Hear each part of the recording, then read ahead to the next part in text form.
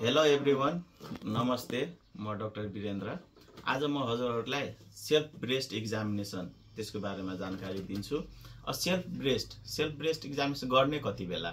यो चाहिँ तपाईले के हुन्छ भने महिनावारी जुन महिलाहरूको सुरु हुन्छ त्यसको 3rd to 6th डेमा आइडियली भन्छ, तर गर्न चाहिँ जहिले पनि गर्न सकिन्छ मन्थमा। अनि पोस्ट मेनोपजलमा जुन दिन पनि गर्दा पनि हुन्छ हो। अब यो चाहिँ गर्ने कसरी? यसमा के हुन्छ भने 3टा मेथड छ। एउटा हुन्छ साइकलमा भनेपछि क्लकवाइज, अनि अर्को हुन्छ तपाईको भर्टिकली, अर्को हुन्छ एउटा हरिजन्टली। अब जस्तो ब्रेस्ट एक्जामिनेसन गर्दाखेरि हामीले के गर्यो, बाहिरी भागमा यसरी गर्नु पर्यो। त्यो पनि फिंगरको 3टा टिप्सले यसरी गर्ने। त्यसपछि उदा अब कतै लम्प छ कि छैन त्यो चाहिँ हेर्नु पर्यो। त्यसपछि एरियोला र निप्पलतिर पनि हेर्ने, र निप्पलमा के हुन्छ अलिकति थिचेर पनि हेर्ने, कुनै डिस्चार्जहरु ब्लडी डिस्चार्जहरु छ कि छैन भनेर हेर्नलाई।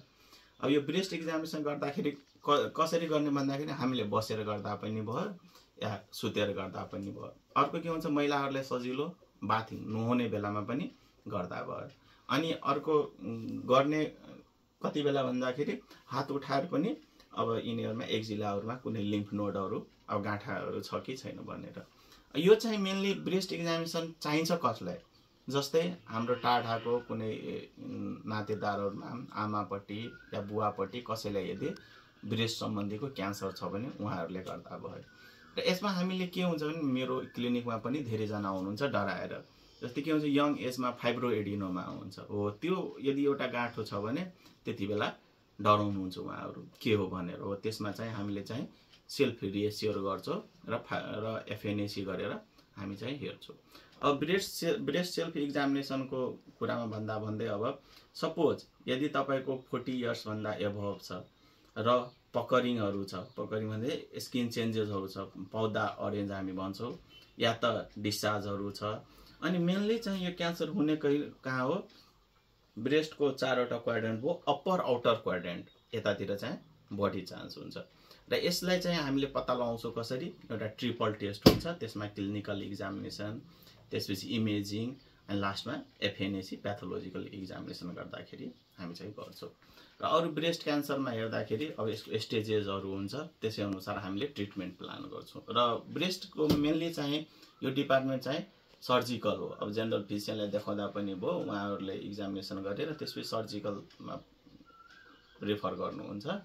अनि अब यसको ट्रिटमेन्ट जाँदाखेरि अब डिफरेन्ट ट्रिटमेन्ट हुन्छ। एउटा हुन्छ ब्रेस्ट कन्जर्भिङ सर्जरी, अब त्यही हामीले भन्यौ नि पहिले स्टेज अनुसार हुन्छ। अनि अर्को हुन्छ केमोथेरापी, रेडियोथेरापी, तिनीहरु पनि हेर्नु पर्यो।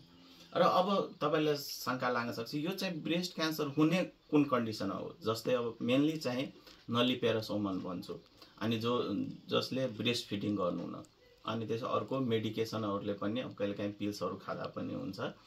अब फेरि सबैमा हुने चान्स चाहिँ अब डराउनुहुन्छ होला भिडियो हेरेर, त्यसैले नडराउनु। मैले के भने यो चाहिँ म्याक्सिमम जेनेटिकली हुन्छ। यदि कसैलाई छ भने हुने नै धेरै चान्स हुँदैन, त्यही हामीले जिनहरु एक्जामिनेसन गर्नु पर्यो।